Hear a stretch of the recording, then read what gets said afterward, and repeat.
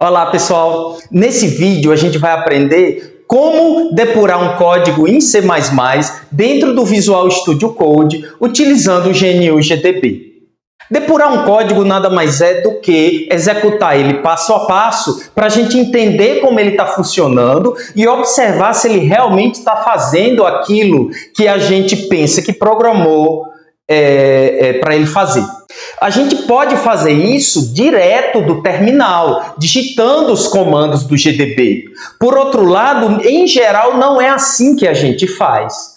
Porque ajuda um monte você ter uma interface gráfica que te ajuda a se orientar onde no código você está e o que está acontecendo com o seu programa.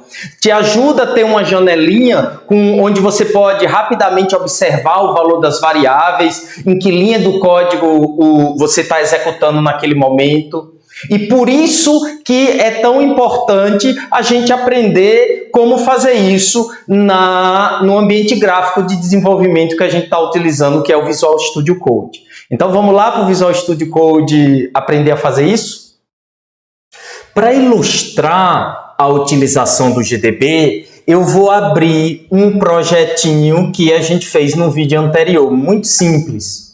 A gente pode vir aqui no Explorer e clicar em Folder, ou a gente pode vir aqui no Remote Explorer, que a extensão WSL Remote dá para a gente, e aqui a gente tem os últimos projetos que a gente abriu, e no caso aqui tem o projeto teste, eu vou clicar aqui. Ele automaticamente conecta no WSL, se ele não tiver, e abre o nosso projeto. Deixa eu recapitular aqui para vocês esse projeto.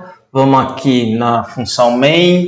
O que ele faz simplesmente é declarar um vetor. Nesse caso aqui eu coloquei 5 elementos no nosso vetor e depois ele chama a função média e imprime o resultado.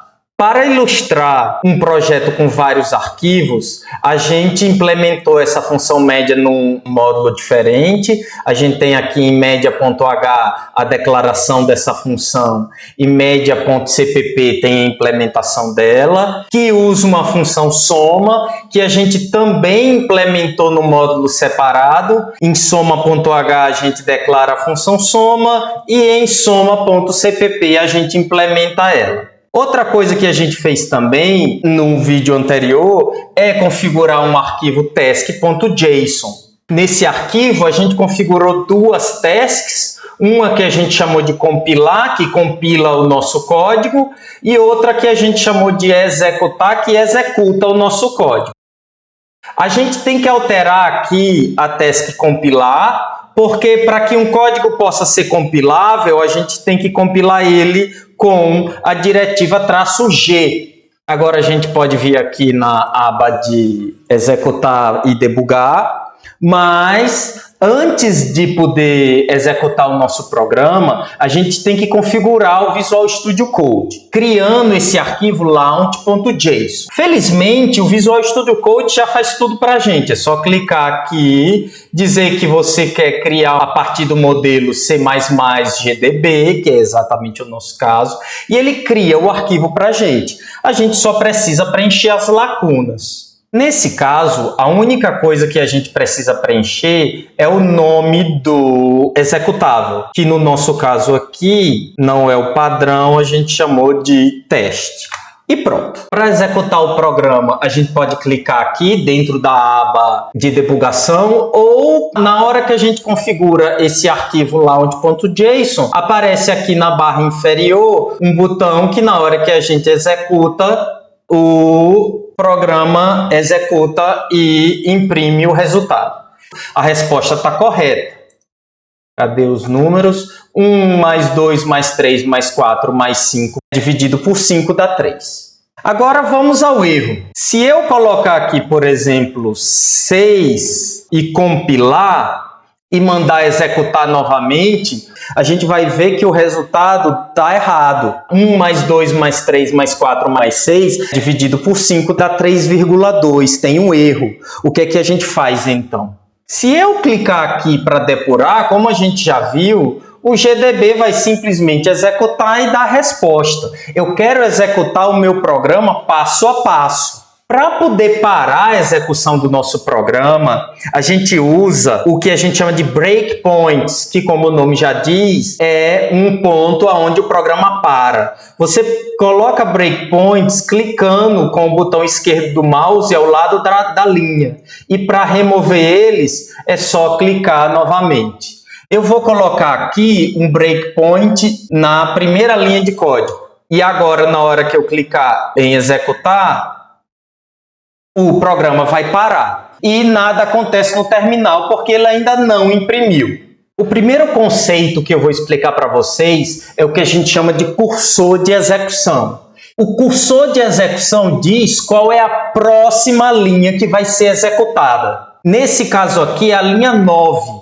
Na hora que eu clico nesse botão aqui que chama Step Over, ele vai executar a linha 9 e vai para a linha seguinte. A próxima linha que vai ser executada é a linha 10. Agora, a gente tem dois caminhos para seguir. Eu posso clicar novamente em Step Over e ele vai executar toda a linha, inclusive as subfunções, e vai pular para a linha seguinte. Ou eu posso clicar em Step Into e aí o que ele vai fazer é executar a próxima linha dessa função média aqui. Em vez de clicar em Step Over, que executa tudo e pula, eu vou clicar em Step Into e eu vou entrar dentro da função média. De novo, eu posso ir pulando linha a linha com Step Over ou Step Into e eu vou clicar aqui em Step Into porque eu quero entrar na função soma e agora eu posso ir executando a minha função soma. A qualquer momento da execução do meu programa, eu posso clicar em Continue e ele executa tudo até o fim, ou eu posso clicar em Step Out. E basicamente o que ele faz, ele vai executar tudo até o fim dessa função. Então eu vou clicar aqui em Step Out, ele vai executar tudo até sair da função soma, ou seja, ele volta para a função média, e se eu clicar em Step Over ou Continue, ele vai executar até o fim. Observem que isso que a gente fez até agora não está ajudando em nada a gente identificar o erro. Para isso que existem essas janelinhas aqui à esquerda. Eu vou executar mais uma vez e vou chamar a atenção de vocês. Nota que quando ele para na função main, na janelinha de variables, ele mostra todas as variáveis do programa até então. Se você olhar aqui, a gente encontra a variável v, mas se eu olhar o conteúdo da variável v, eu vou ter um lixo qualquer, porque eu ainda não inicializei os elementos desse vetor. Na hora que eu executo a linha 9, automaticamente ele atualiza o valor das minhas variáveis. Na hora que eu entro numa função, eu vou clicar aqui em Step Into para ele entrar na função média, ele mostra não apenas as variáveis locais, mas como o valor dos parâmetros da função. Nesse caso aqui, ele ainda não inicializou o valor de n e ele ainda não inicializou o vetor. O primeiro passo da execução de uma função é atribuir os valores de quem chamou para os parâmetros.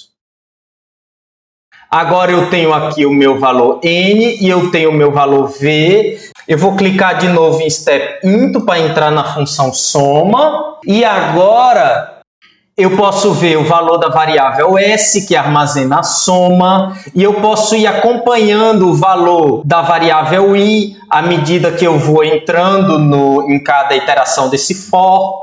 Eu posso ir observando o valor da soma acumulada para ver se ele está fazendo corretamente. E na hora que eu paro aqui, eu vejo que a minha soma foi 16 e a soma está correta. Então, o erro não está na função soma. O erro deve estar na função média. Vamos lá, continuar até a função média. Aqui eu tenho um problema. Eu não consigo ver o valor da função soma. Isso não é problema para a gente, porque eu tenho a minha janelinha de watch. Eu posso, por exemplo, clicar aqui e escrever soma n e v, e ele diz o resultado dessa linha que eu escrevi aqui. Ao contrário da janelinha de variables, eu posso escrever o comando que eu quiser aqui, inclusive. Eu posso escrever, por exemplo, n mais 1. E ele vai me dar 6, porque o valor de n é 5, então n mais 1 deve ser 6. Você pode pedir, por exemplo,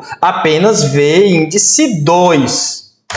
O último elemento do vetor se eu tenho 5 elementos, 4, que é 6. Então, aqui eu tenho o valor de soma, que é 16. Eu tenho o valor de n, que é 5. 16 vezes 5 tinha que dar 3,2. Vamos ver o que é que a função retorna. Ele imprimiu 3, ele não imprimiu 3,2. Deixa eu ver o valor da função média agora. Eu vou ir lá no meu watch e pedir para ele me mostrar o valor da função média. E o que a função média retorna é 3. O problema está na função média que retornou 3.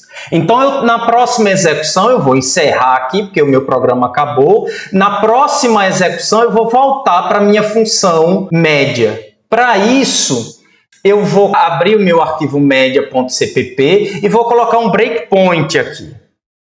Como eu só tenho esse breakpoint, se eu clicar em executar novamente, ele vai parar exatamente nesse ponto. E aí, o que acontece? Eu tenho aqui soma, que é 16, eu tenho n, que é 5. 16 dividido por 5 devia dar 3,2, mas a gente viu que na hora que a gente está retornando, ele retorna 3. Por que será? Deixa eu escrever outro OT aqui. Eu vou escrever o resultado dessa conta. O resultado é 3. O erro está aqui. Mas como é que pode o erro estar aqui se soma está dando o valor certo? E o n também tem o valor certo? Nesse momento que você sabe exatamente onde é que está o problema, fica muito mais fácil você parar e reparar que essa função soma retorna um int e que essa variável n também é um int.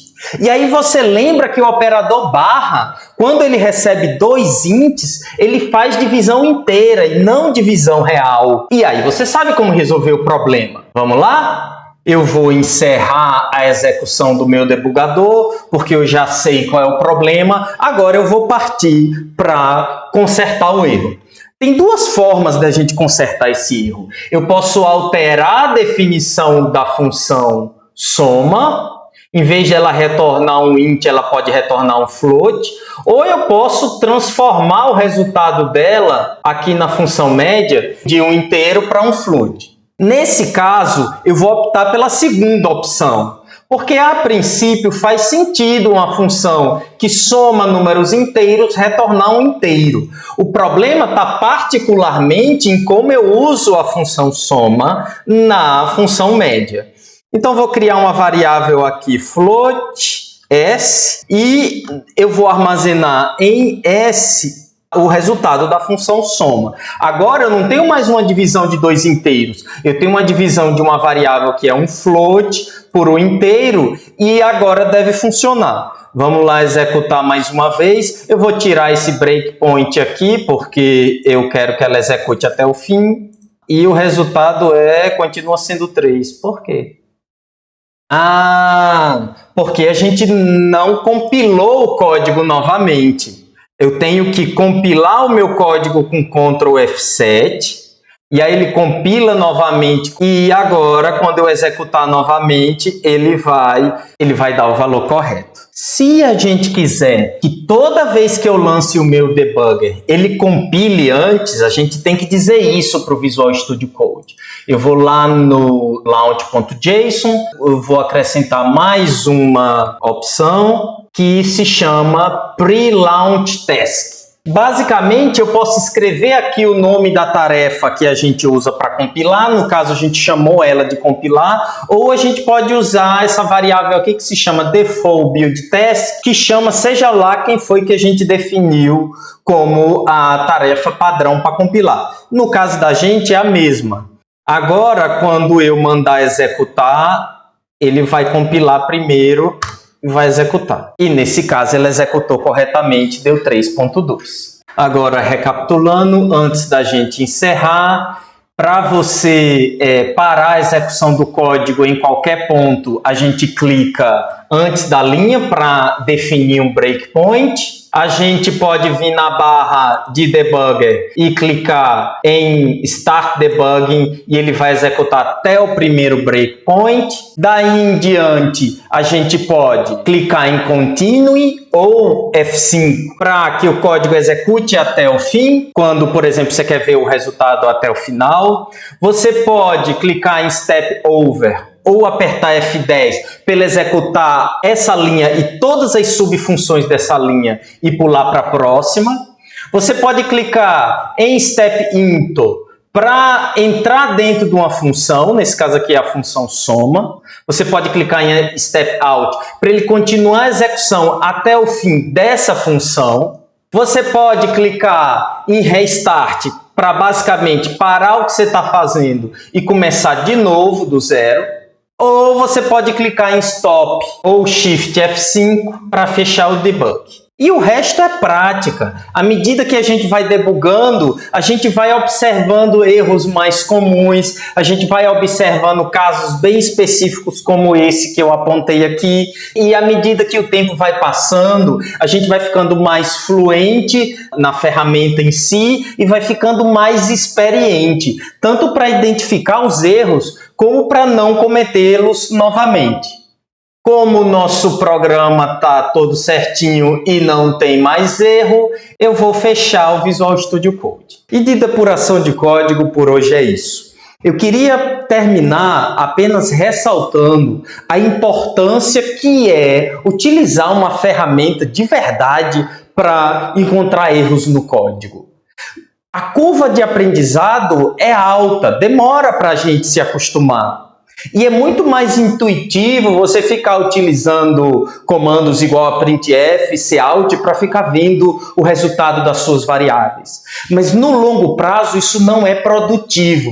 No longo prazo você vai perder muito mais tempo depurando o código de forma ineficiente do que usando uma ferramenta própria de depuração. Então, por mais ocupado que você esteja, por mais que você ache que não tem tempo agora, vale a pena em algum momento você sentar, e o melhor momento é agora, e aprender a usar essa ferramenta. E o melhor jeito de aprender é praticando. Então, mãos à massa e boa sorte.